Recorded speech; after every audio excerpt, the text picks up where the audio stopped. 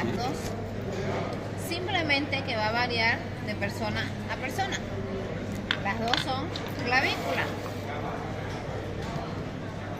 El tamaño y la va a variar dependiendo de la estructura corporal de la persona, ¿no es cierto? Entonces, una vértebra dorsal o lumbar va a tener 6 caras, como todas las demás: superior, inferior, anterior, posterior y 2 laterales. En la cara superior voy a encontrar las carillas articulares superiores, que se van a articular con la carilla inferior de la vértebra que esté arriba. Vamos a tener un cuerpo redondeado, ¿no es cierto? Un agujero o foramen vertebral también redondeado y más pequeño que las cervicales. Vamos a tener que en la cara inferior tendré el cuerpo que se va a articular con el otro cuerpo y las carillas articulares inferiores para articularse con la carilla superior de la vértebra que esté debajo. Lateralmente voy a tener de anterior a posterior el cuerpo con sus 2 carillas costales que me permitirán la articulación con la cabeza de la costilla. Y la apófisis transversa con su carilla articular que me permitirá la articulación con el tubérculo, haciéndolo de esta manera. De esta manera es como están articulados. La articulación costovertebral, costilla con cuerpo, va a ser de tipo plana. La articulación de la apófisis transversa con la costilla costo transversa va a ser tipo trocoide, ¿cierto? Muy bien. Posteriormente voy a encontrar las láminas cuadriláteras que se unirán y formarán una apófisis espinosa, unitubercular, corta. Y entre la unión de la apófisis transversa y el cuerpo va a haber esto que se llama pedículo. Y esa es una vértebra dorsal. Es lo mismo, miren, sus carillas articulares. ¿Ven? Y su carilla articular. ¿Por qué está así? Esta. Pueden ver que está deforme, ¿no es cierto? Por el desgaste articular. Y además que si miran, tiene muchos puntitos en su interior. ¿Por qué? Porque tiene osteoporosis. ¿Ven? Cómo se va degradando, cómo se va degenerando el hueso. Este es un hueso sano, este es un hueso con osteoporosis. ¿Qué es la osteoporosis? El déficit de los osteocitos. Los osteocitos son las células de los huesos. Quiere decir que se forman huecos, porque no se forman nuevos huesos. Por eso se ve tan distinta. Pero si ustedes la ponen, son similares. Lo que varía es el tamaño. Son 12, ¿no es cierto? Que van a abarcar a 12 costillas. Estas costillas están divididas en verdaderas, falsas y flotantes. Las 7 primeras, verdaderas, porque tienen cada una su escotadura costal que se va a articular en el esternón. Las 3 siguientes, 7, 8, 9 y 10, serán falsas, porque articularán en un solo cartílago costal hacia la séptima. Y las últimas 2 que son llamadas flotantes, porque son rectilíneas y no llegan a articularse al esternón. Las costillas van a ir de menor a mayor, porque el tórax va abriéndose, ¿no es cierto? Entonces las menores estarán arriba y las mayores estarán abajo. Algo así. Estas costillas se dividen en costillas comunes y costillas atípicas. Las atípicas serán las 2 primeras y las 2 últimas. Las típicas o comunes tienen todas estas características. Tienen un cuerpo, tienen una cabeza, que la cabeza tendrá 2 carillas articulares. para articularse con el cuerpo de la vértebra. Tendrá un cuello, tendrá un tubérculo que se articulará con la apófisis transversa de la vértebra y tendrá todo esto que es un cuerpo, que el cuerpo va a ir cambiando el ángulo según el lugar en el que se encuentre. Pueden ver que cada vez va abriéndose más el ángulo, ¿no es cierto? Aquí es un ángulo más cerrado y se va abriendo. Y en el cuerpo tendré estas depresiones, donde se va a insertar el músculo intercostal, en todas.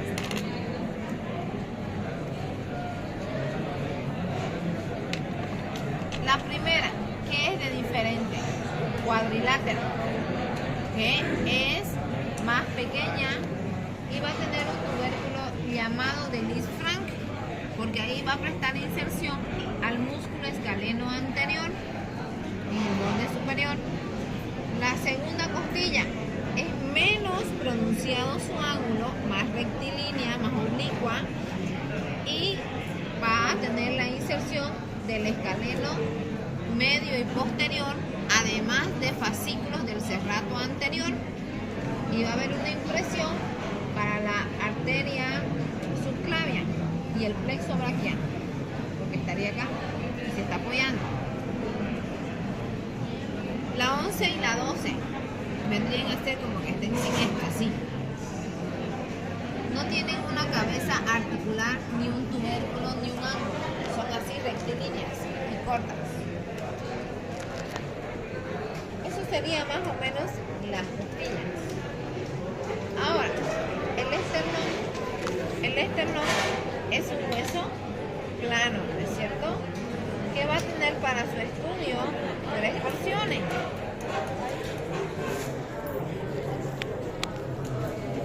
Una porción superior llamada manubrio, una porción medial llamada cuerpo y una porción inferior llamada apófisis sifoides. Este manubrio tendrá escotaduras. Esta escotadura de acá se llamará la escotadura yugular. A cada lado tendré la escotadura clavicular, que vendrá este hueso así. Aquí, entre la unión del manubrio y el cuerpo, se llamará ángulo de Lewis, ¿no es cierto? Este ángulo de Lewis me dará origen a la primer escotadura costal. De ahí viene la segunda, tercera, cuarta, quinta, sexta y séptima escotadura costal. Todas estas tendrán una propia costilla, ¿no es cierto?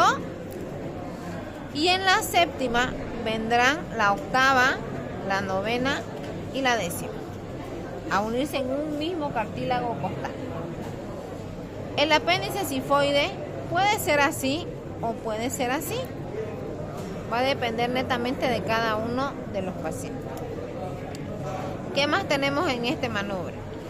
En este cuerpo, a 2 dedos del ángulo de Lewis, se debe de poner la palma de la mano para hacer el masaje cardíaco. Para eso me sirve este ángulo de Lewis, porque si yo lo coloco muy arriba, no toparé corazón. Si lo pongo muy abajo, estimularé el músculo diafragma, no el corazón. Entonces, eso es esternón. ¿Qué articulación va a tener el esternón? Entre el esternón se llamará sincondrosis, que va a ser entre el manubrio y el cuerpo, y entre el cuerpo y la apófisis sifoide, porque no tiene cartílago, no tiene movimiento, es fijo. Vamos a tener la articulación con los cartílagos costales, se llama costo esternal, ¿cierto? O condroesternal, que va a ser una articulación del tipo plana, cartilaginosa. Vamos a tener estas 3 costillas, la octava, la novena y la décima, que se llamarán intercondral, porque van a venir a un cartílago que es el septo. Y aquí vamos a tener la unión con la clavícula, que va a ser una articulación tipo silla de montar o encaje recíproco, que va a venir así.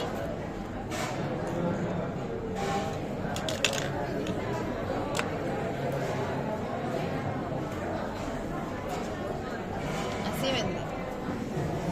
Ahora vamos a describir a la clavícula. Esta se ve mejor. Esta clavícula es un hueso largo. Para su estudio tendrá dos caras, dos bordes y dos extremos. Anatomía: superior, inferior, anterior y posterior. Extremo medial o external, extremo lateral o acromial, porque va así.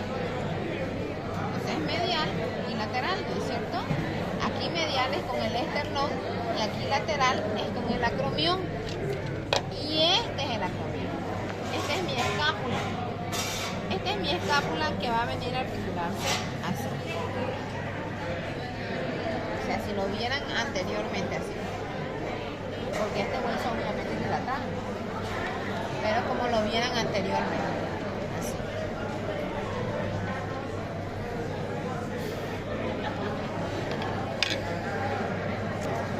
En la cara anterior va a ser totalmente liso, no tiene ninguna estructura, pero se va a insertar el músculo platisma, que venía desde el cuello, desde la mejilla, el cuello y el tórax. Vamos a tener en el superior un tubérculo.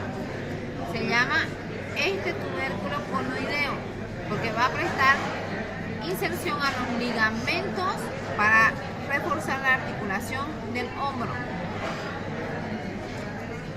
Vamos a tener también aquí inserción para el músculo deltoides.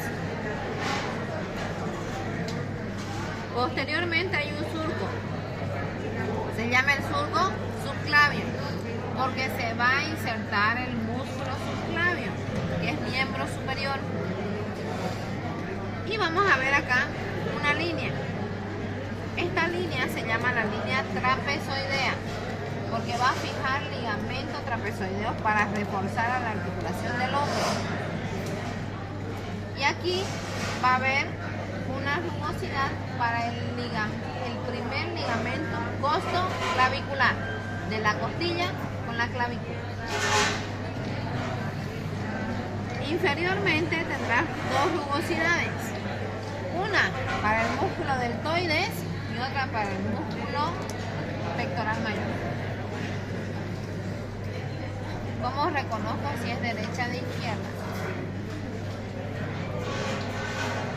La parte external es cuadrilátera, ¿ven, no? Y la parte acromial es redondeada. Miren así, ¿es cierto? Pero yo la puedo poner así. No sería lo correcto, ¿no? ¿Por qué? Porque por el surco subclavio. El surco subclavio dijimos que está posteriormente. Pero yo la puedo poner así, porque no hay la concavidad y la excavación, ¿no es cierto? Porque tiene forma de una S itálica o S alargada. Así va a ser la manera correcta. Igual que esta, ¿no es cierto?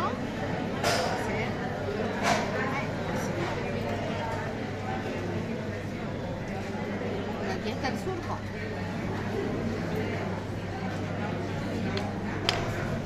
Por último, las lumbares y el sacro. Las vértebras lumbares son 5. Van a tener como característica que tienen un cuerpo más voluminoso, ¿no es cierto? Son las más gruesas, resistentes. Y van a tener un cuerpo con un núcleo pulposo. Vamos a tener aquí arriba dos carillas articulares superiores, carillas articulares inferiores, apófisis transversa, pedículo, apófisis espinosa, cuadrilátera, ¿ven? Y corta, porque se van a insertar los poderosos músculos de la espalda. El agujero vertebral es más pequeño aún.